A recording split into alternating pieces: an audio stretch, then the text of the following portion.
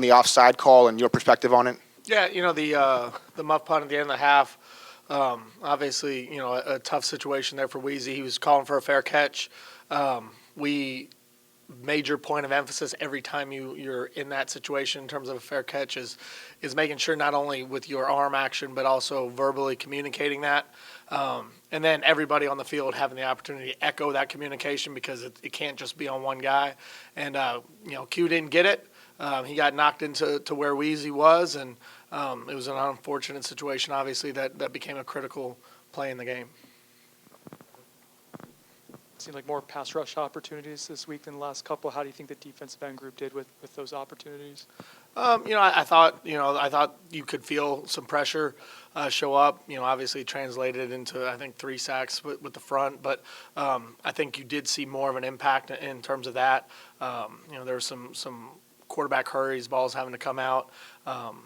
So hopefully we can continue to do a good job against the run. I think we went into halftime. I think they had negative yards rushing at halftime, and that puts us in a position where we have more opportunities to rush the passer. So we got to continue to be solid against the run and allow ourselves those opportunities, and when we have those opportunities, take advantage of them. It seems like Newsie's getting more and more opportunities. Is he a guy that, because of his age and experience, maybe plays even better sometimes in games that he doesn't practice, or is that how he's been practicing? No, he's been very consistent, through practice, and the game flow of that first game, just kind of some of the situations that showed up.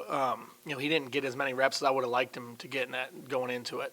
But really, the last 2 games, he coming out in the 30s and 40s in terms of total play count. That's about where I would like everyone to be, really, to be honest with you. And I think he's going to continue to increase his role because he does bring a veteran presence, but he also brings, kind of a toughness and a leadership, and I think it's something that this defense needs and our football team would need.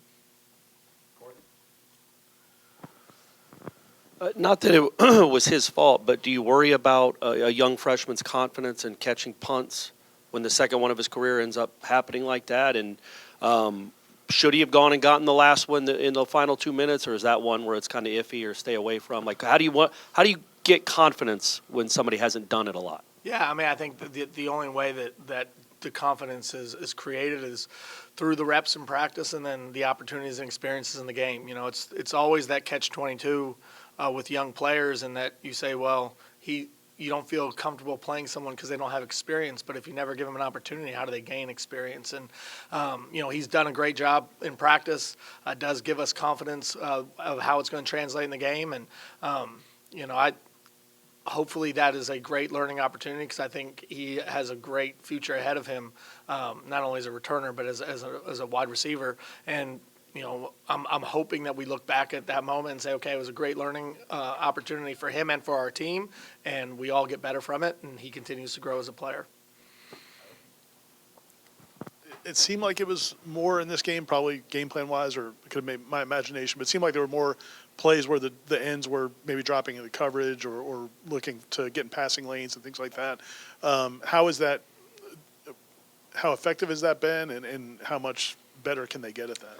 Yeah, we're a multiple defense in terms of we'll have our 5-man coverage rush opportunities. We have also our fire zone world where ends are in coverage.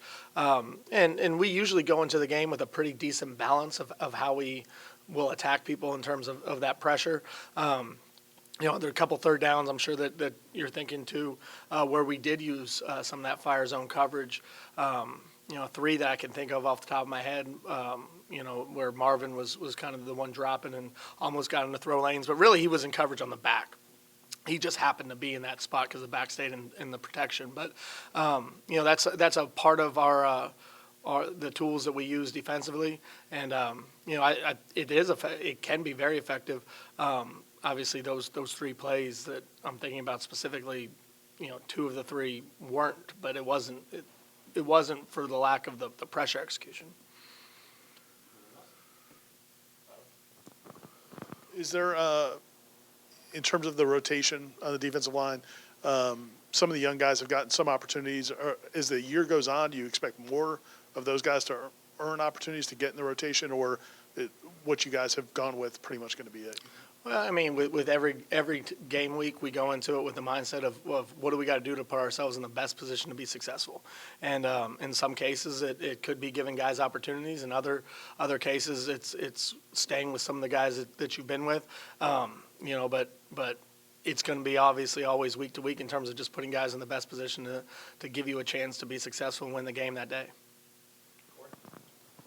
As you move forward through your coaching career, how much is somebody like Fitzgerald's journey something you'll always be able to tell guys that you're coaching? Because where he was a year and a half ago to what he is now, I assume is a great teaching point for everybody you come across. There's no question about it. I mean, I think one of the great things about sports in general is the ability to go out and compete, and when things don't go the way that you intend them to go, to have the perseverance, the persistence, the mental toughness to continue to work.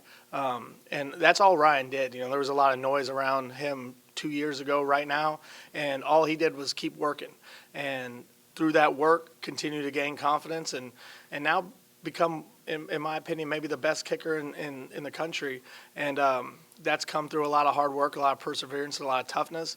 But it's also a great lesson for everybody in every aspect of their life. People are going to have their valleys and their low moments.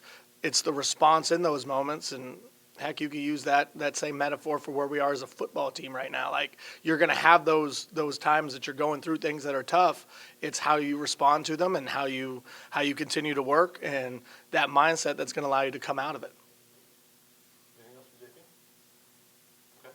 Thanks, guys. Thank you, guys.